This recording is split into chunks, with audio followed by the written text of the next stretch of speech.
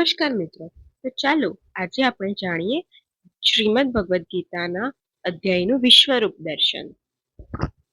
ક્યારેય વિચાર્યું છે કે આખું બ્રહ્માંડ મતલબ કે એનો ભૂતકાળ, વર્તમાન અને ભવિષ્ય બધું જ એક જ પળમાં આપણી નજર સામે આવી જાય તો કેવું લાગે? ભગવદ્ ગીતાના વિશ્વરૂપ દર્શન અધ્યાયમાં બસ આ જ અકલ્પનીય દ્રષ્ટિની વાત છે. તો ચાલો આ બ્રહ્માંડના વિરાટ સ્વરૂપના સાક્ષાત્કારને ઊંડાણપૂર્વક સમજીએ.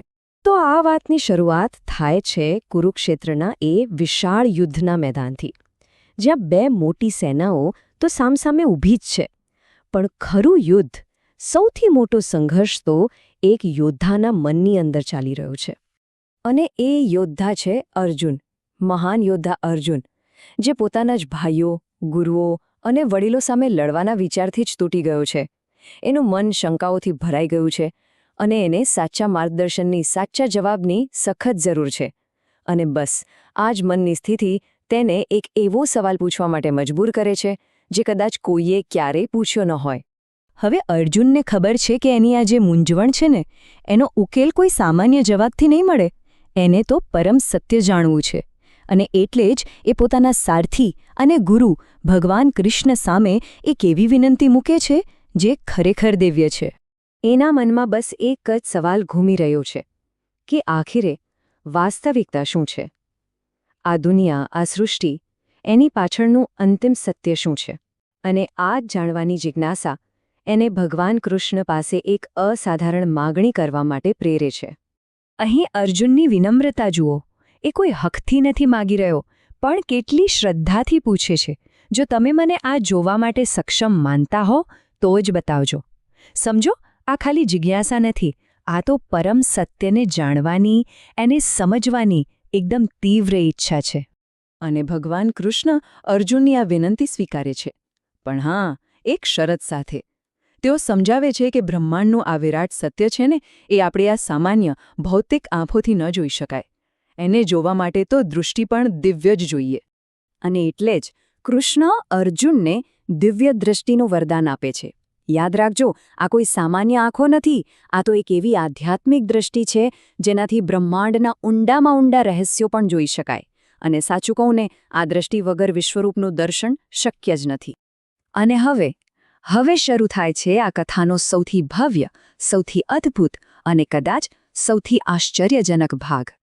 જુઓ, આ અનુભવ એટલો મોટો અને જબરજસ્ત છે કે એને સમજવા માટે આપણે એને સ્ટેપ બાય સ્ટેપ જોવો પડશે.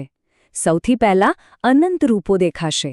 પછી એક એવો પ્રકાશ જે આંખોને અંધ કરી દે. ત્યાર પછી એ સ્વરૂપની અંદર જ આખું બ્રહ્માંડ દેખાશે. અને છેલ્લે સમયનું એટલે કે કાળનું વિનાશક રૂપ પણ જોવા મળશે. તો સૌથી પહેલાં અર્જુન જે જુએ છે ને, એ કોઈ એક મૂર્તિ કે કોઈ એક ચહેરો નથી. જરા વિચારો, એક એવું સ્વરૂપ જેના અસંખ્ય ચહેરા છે, અગણિત આંખો છે અને હજારો હાથમાં દિવ્ય શસ્ત્રો છે.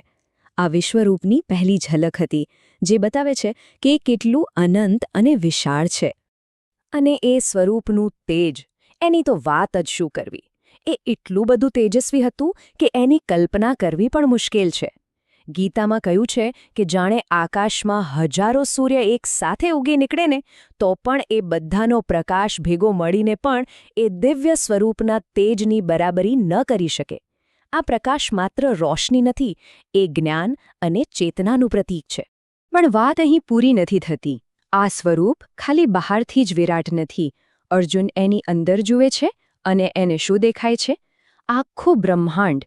એમાં બધા દેવતાઓ છે, બધા જ જીવો છે, ગ્રહો અને આકાશગંગાઓ છે. અને એટલું જ નહીં, ભૂતકાળ, વર્તમાન અને ભવિષ્ય બધું જ એક દિવ્ય શરીરમાં સમાયેલું છે. આનો સીધો મતલબ એ છે કે આખું અસ્તિત્વ બધું જ એક જ દિવ્ય સ્ત્રોતમાંથી આવે છે. અને આ દૃશ્યની સૌથી અગત્યની વાત હવે આવે છે. એ છે દિવ્યતાના બે ચહેરા. એક તરફ એ સર્જનહાર છે, જેમાંથી આ બધું જ જન્મે છે.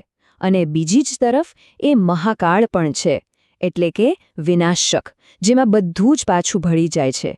ખરેખર તો સર્જન અને વિનાશ એ એક જ સિક્કાની બે બાજુઓ છે. આવું અકલ્પનીય દ્રશ્ય જોયા પછી અર્જુનની શું હાલત થઈ હશે? ચાલો હવે એની ભાવનાઓ અને મનની સ્થિતિ પર ધ્યાન આપીએ. અર્જુનના મનમાં એકસાથે બે લાગણીઓ ઊભી થઈ રહી છે. એક તરફ છે અપાર ભક્તિ અને બીજી તરફ છે ખૂબ જ ડર. એ હવે સમજી ગયો છે કે જે શક્તિ એની સામે છે એ જેટલી પ્રેમ અને કરુણાથી ભરેલી છે એટલી જ વિનાશક પણ છે. એ ડરી ગયો છે, પણ એની શ્રદ્ધા જરાય ઓછી નથી થઈ. અને આ જ ક્ષણ છે જ્યાં અર્જુનનો ડર અને એનું આશ્ચર્ય બધું જ શરણાગતિમાં બદલાઈ જાય છે. એને સમજાઈ જાય છે કે એ પોતે કંઈ નથી, એ તો બસ એ દિવ્ય ઈચ્છાનું એક સાધન માત્ર છે. એનો અહંકાર, એનો હુંપણું બધું ઓગળી જાય છે અને એ સંપૂર્ણપણે પરમાત્માને સમર્પિત થઈ જાય છે. તો ચાલો હવે આ આખી વાતના સાર તરફ આગળ વધીએ. આ દિવ્ય દર્શનનો અર્થ શું હતો અને એનાથી શું શીખવા મળ્યું એ સમજીએ. ડરી ગયેલા અર્જુનને શાંત કરવા માટે ભગવાન કૃષ્ણ ફરીથી પોતાની કરુણા બતાવે છે. એ પોતાના એ જ સૌમ્ય માનવ સ્વરૂપમાં પાછા આવી જાય છે જેને અર્જુન ઓળખતો હતો. આ બતાવે છે કે પરમાત્માનું રૂપ ભલે ભયાનક હોય પણ એનું હૃદય કરુણાથી ભરેલું છે.